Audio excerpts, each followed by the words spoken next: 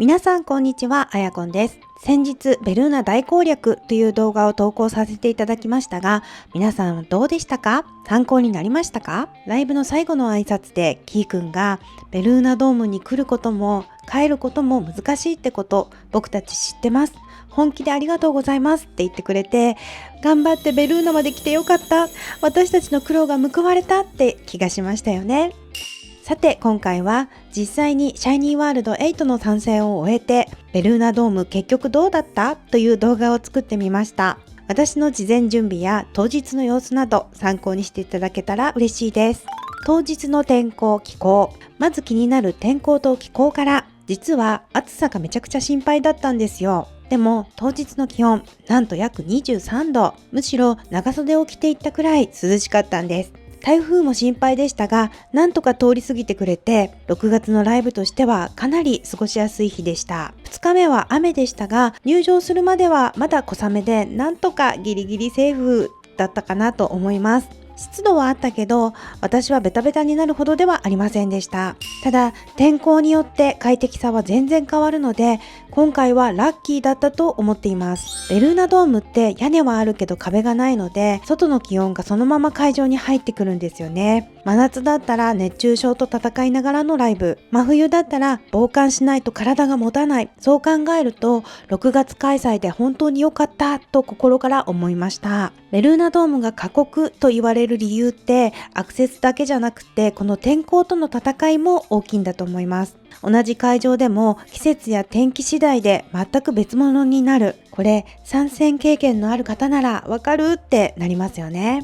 アクセス電車問題、次に行き帰りの電車事情。行きの電車からもっとぎゅうぎゅうになる心づもりでいたんですが、意外にも座れたり、乗り換え駅のトイレもそこまで行列じゃない時に到着できました。今回は新宿池袋経由ではなく武蔵野線で向かいましたが、武蔵野線からの乗り換えのタイミング、想像より全然スムーズなのでおすすめでした。そして心配していた帰りの電車、実は全然平気でした。ベルーナドームといえば帰りが地獄ってイメージありますよね。私もめちゃくちゃ構えていたんです。でも実際は改札が混雑しても10分ほど待てばスカスカに、1時間かかると思っていたので、正直拍子抜けするくらいスムーズでした。私の場合はこんな感じで帰りました。1、規制退場を待ってから退場。終電の心配はなさそうだったので、少し座席で待ってから駅へ向かいました。1日目では規制退場の解除時に一旦混雑しますが、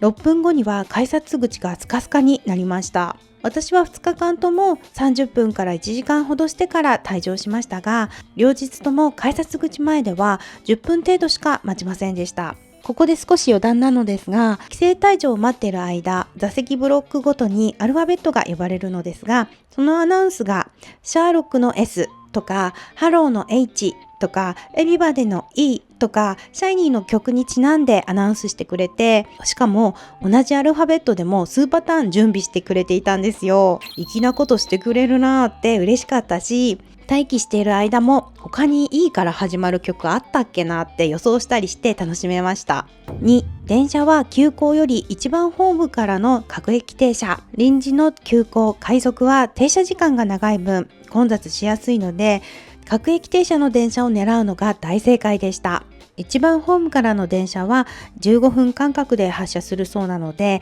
意外と混雑しないようです。私は偶然この各駅停車の電車に乗れたのですが、かなり平和でした。3、車両はできるだけ前の車両を目指すべし。急行に乗った日は発車時刻前でしたが、すでに車内は人がパンパン。でもやはり前方の車両ならまだ若干余裕があるかなという感じでした。通勤の電車に比べればまだ平気といった具合でした。帰りの電車状況はその日の天候や終演時間によってかなり差があるかもしれないなと感じました。ポイントとしては、待ってから退場、1番線狙い、そして車両は前へは結構有効だなと感じました。トイレ事情。さて皆さんが一番苦労したであろうトイレ問題。これ入場する日、時間帯、曜日で全然違いました。1日目は平日で1時間半前に入場したおかげで15分から20分ぐらいで済ますことができました。でも2日目は日曜日で、しかもライブのチケットも完売、そして機材開放まで出ていたので人が多い。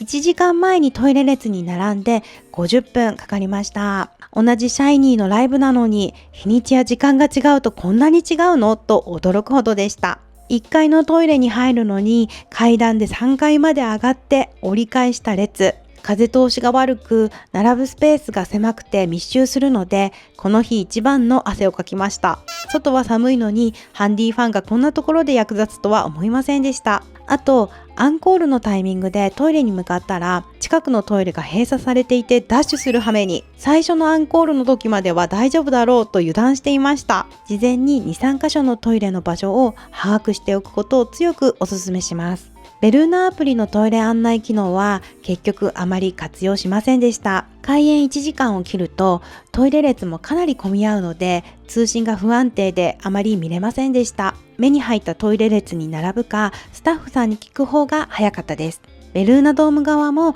仮設トイレをたくさん設置してくれたりして頑張っていただいていますが、やはりトイレ数は圧倒的に足りないというのが正直なところだと思いました。1時間前に並ぶでは遅いです。1時間半から1時間前までにはトイレへ向かって並んでいないと開園に間に合わないというのは覚えておいた方が良いと思います。電波通信状況。電波状況ですが、私はポポの24時間使い放題を副回線で契約して使用しました。電波は1本だったり安定したり不安定ではありましたが、 LINE や X は遅延なく送れました。ただ2日目は人が密集していたせいか QR 決済ができない場面も。終演後はメッセージが読めないこともあったので、待ち合わせは開演前に済ませておくのが安心です。友人の使っていたアハモも少し読みにくそうでしたが、体感ではポポが一番安定していた印象でした。会場設備。ベルーナドームの設備、思ったより充実していました。飲み物は自販機が想像より多く設置されており、涼しいせいもあって売り切れもほぼありませんでした。キッチンカーも出ていてクオリティも高めですごく美味しそうでした。食べる場所は奥の方に立ち飲みテーブルや木の周りにベンチがあって、空いていれば座って食べることができます。ただあまり数は多くなかったので期待はしない方がいいかもしれないです。荷物はコインロッカーが外にはありますが、すべて埋まっていました。会場の中にロッカーはなく、利用するなら駅の中に荷物預かり所があったので、そちらを利用する方が良さそうです。あと密かに興奮したのが座席のユニークさ。先日の動画で紹介した座席以外にももっといろいろな座席があって、コカ・コーラやセブンイレブンのロゴの入ったベンチシートだったり、漫画喫茶みたいなお席、テーブル付きの広い席などいろいろあってびっくりでした。ぜひ一度このおもろな席に割り当てられたかったです。動画をご覧いただいた方の中にこのおもろ席になった方がいらしたら、ぜひ感想をコメント欄で教えてください。持ち物。今回のベルーナに持っていったものたちはこんな感じです。涼しいとはいえ会場内は蒸し暑いかもしれないと思い、暑さ対策のグッズや飲み物も多めに持っていきました。結局冷え冷えのタオルや汗拭きシートは使用せず、飲み物もほとんど減らず、ハンディファンはトイレや座席で少し使った程度でした。でも涼しい日でも暑さ対策グッズは少し持っていった方がいいかなと思いました。結局使わなかったとしても安心感が違うと思います。